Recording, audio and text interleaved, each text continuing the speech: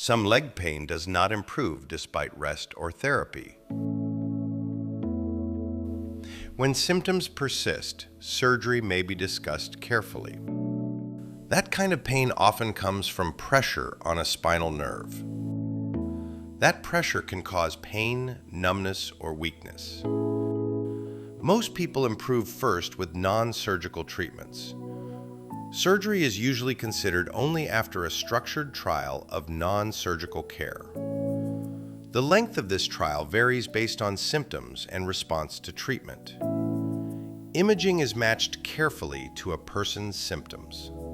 Surgery tends to work best when symptoms, exam findings, and imaging all point to the same nerve. This matching helps identify who is most likely to benefit.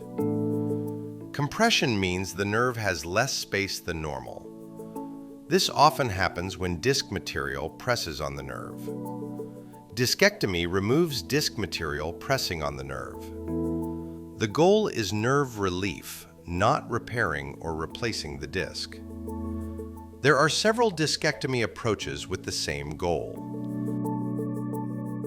Some use smaller incisions or cameras to reach the disc. Research shows surgery often relieves leg pain faster.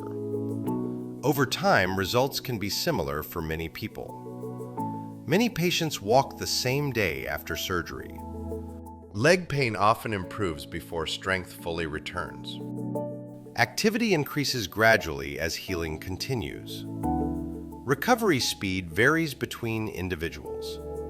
Risks include infection, CSF fluid leak, or repeat herniation.